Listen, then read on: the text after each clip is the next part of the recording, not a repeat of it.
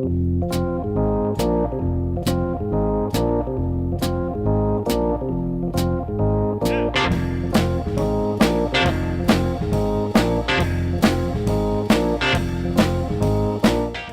to the Two Blokes Chatting radio show on 94.7 The Pulse.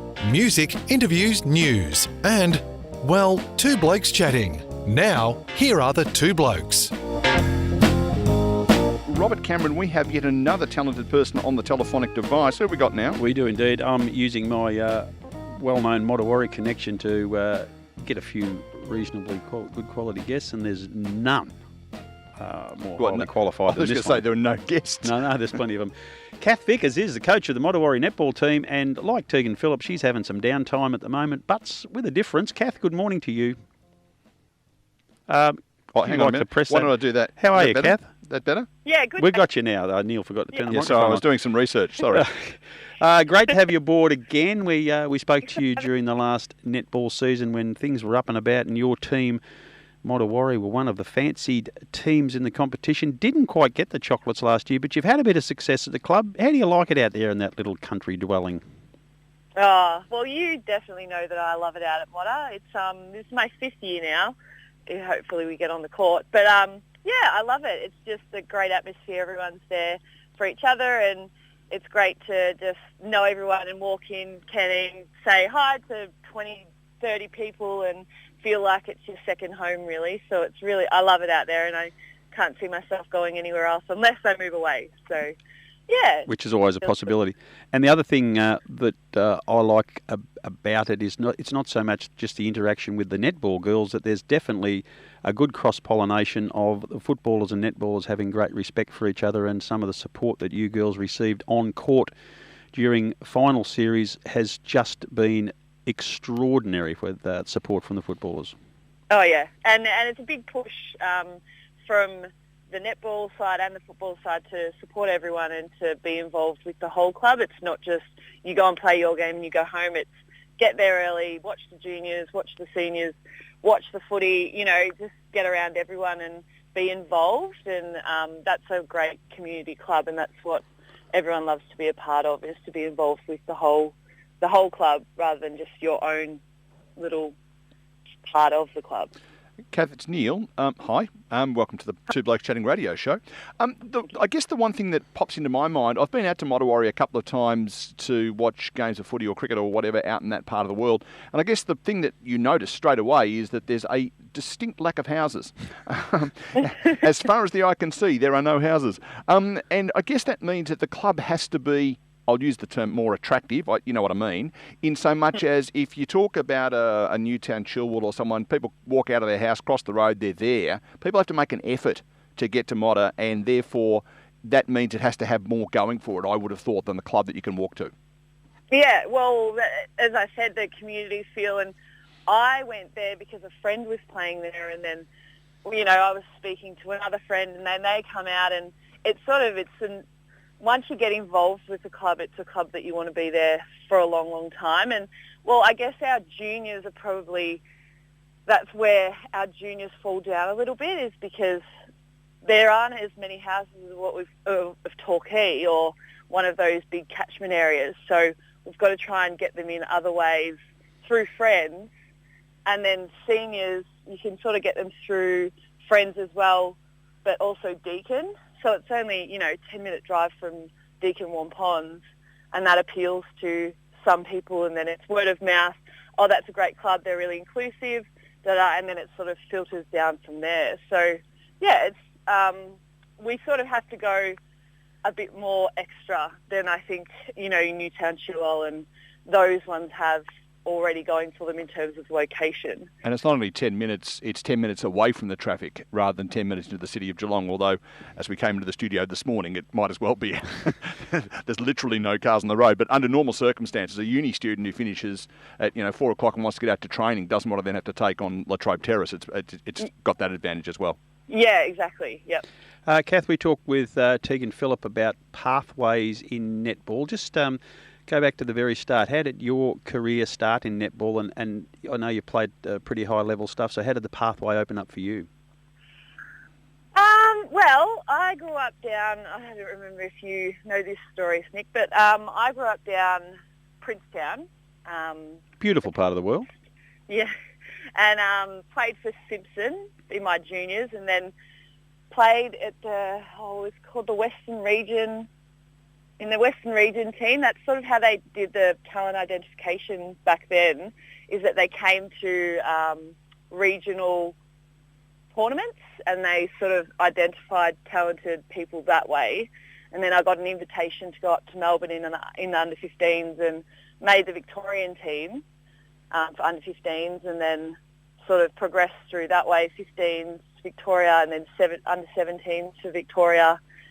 And then, I moved to Melbourne, Geelong, and played Flyers and sort of just kept my finger on the pulse there and stayed in that high-level netball, played state league for Geelong for a few years when we started up the Geelong Cougars. And then sort of played a bit more state league when I moved to Melbourne. And that was my progression from little old Princetown all the way up to the big leagues in Melbourne. So yeah, and even though you are somewhat isolated, if you've got parents who are willing to support or might be club members and drive the distance to get you to these games, there's certainly opportunity for any talented player, no matter where they are in Victoria or Australia for that matter, to get through to the top. Yeah, well, I mean, once I made it into the under-15 state team, every Sunday morning my mum and I would get up at 7 o'clock and drive up for the training for the day, for the state team training, and then weekends we'd be committed and having to go up for the whole weekend and find places to stay. It was really different. But I was actually at Camperdown Football Netball Club, and they helped us a lot. We did a lot of fundraising at Camperdown when I played there for the under-15s, and they helped us a lot through just financially. We didn't have that much support in the under-15 state team with netball, but community clubs just helped out a lot, which was really, really great. And so there's pathways for any aspiring netballer. If they want to make it to the top, the sort of effort and commitment that they show sort of gets rewarded, definitely. And I guess the other thing that often gets forgotten about, and yes, we always hear about mum and dad and driving people to, practice and games and all that kind of stuff, the impact on your ability to study come into play. And, you look at, obviously, football is my sport of choice, and you look at those guys who are being drafted in their HSC year. I suspect that, when you're 15, 16, 17, there's still a requirement for you to be doing some schooling. How did you manage that, given all the travel you were doing backwards and forwards? Well, I don't know what the word is, but I sort of I'm a planner, so... Good time manager. Yeah, good time manager. So on a weekend, I wouldn't do anything on a Sunday. That would be our training day for state league or whatever. But I would definitely have a roster for myself, an hour of this, an hour of that every night after school. But then also if I had milking, I'd put the milking in there in my roster, and after milking I'd do this and this. So it's definitely time management. Being a sports person or anything like that, you have to have good time management, otherwise you sort of just get bogged under, and it's you don't want to get bogged under. It's interesting, a number of elite sports people I've spoken to who have struggled with that in a number of different sports.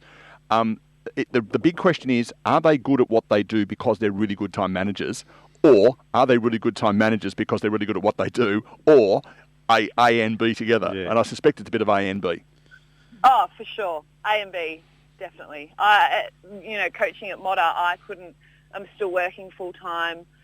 I was trying to train as well. So it's, having to time manage makes you better at your commitments for sports. Kath, there's a lot of athletes around the region missing out on their sport, and they're doing it pretty tough. You're slightly unique in it may have been a blessing to a degree, because you are a carrying child, which puts an extra layer of pressure on all the aforementioned time management. So With now the benefit of hindsight, is the pressure of netball coaching allowed you to prepare better for the berth?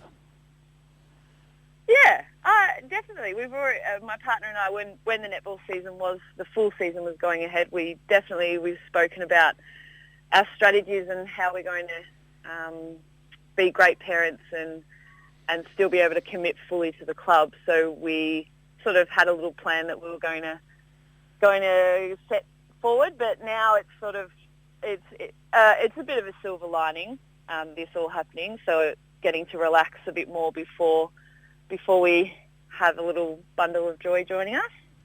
And your partner, the aforementioned, is a bit of a lunatic himself. You're quite. He strikes me as the exact opposite to you. Doesn't look to be much planning with him. He just makes it up as he goes along.